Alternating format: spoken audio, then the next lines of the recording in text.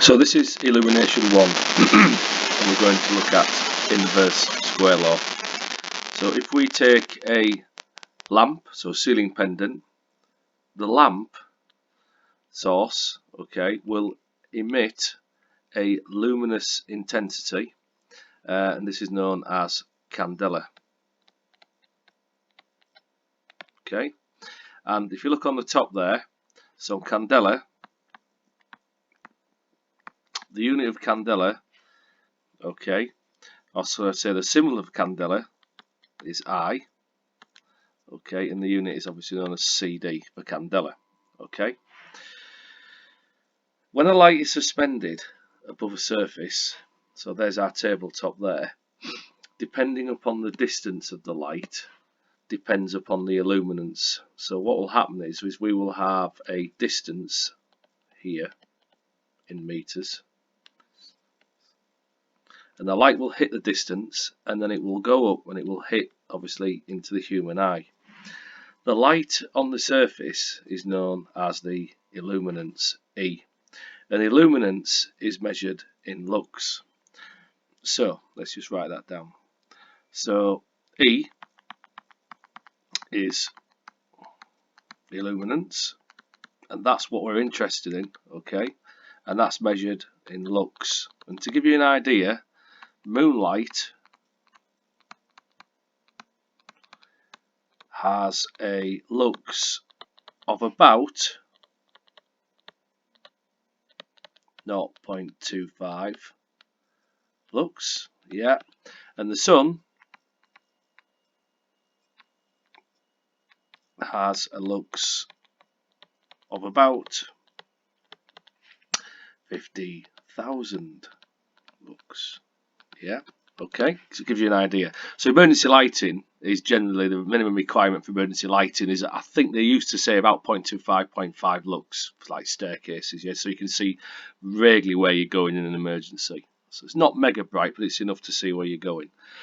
So the further the light, so if we lift that light higher up from the surface, then what will happen is the spread at the bottom will go wider, but the illuminance will go weaker. Okay, so what we do in illumination is we can actually calculate the illuminance on a surface, and the formula that we use, so illuminance E is I over d distance squared. So the distance is the distance from directly underneath the lamp. Okay, so for example, if we had an example, so if a lamp had a luminous intensity of 500 candela,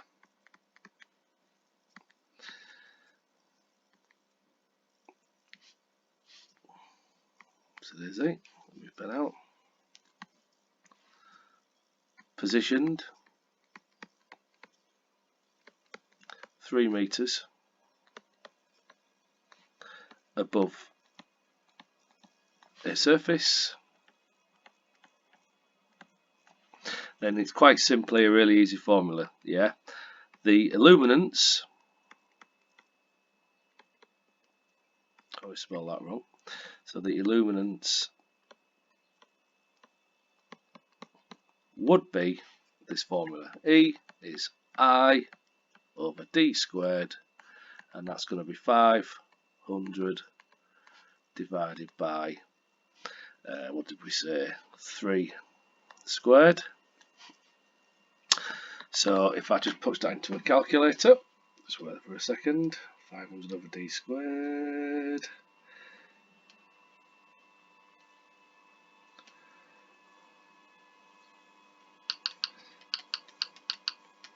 So 500 divided by 3 squared gives us a lux of, according to this, 55.5.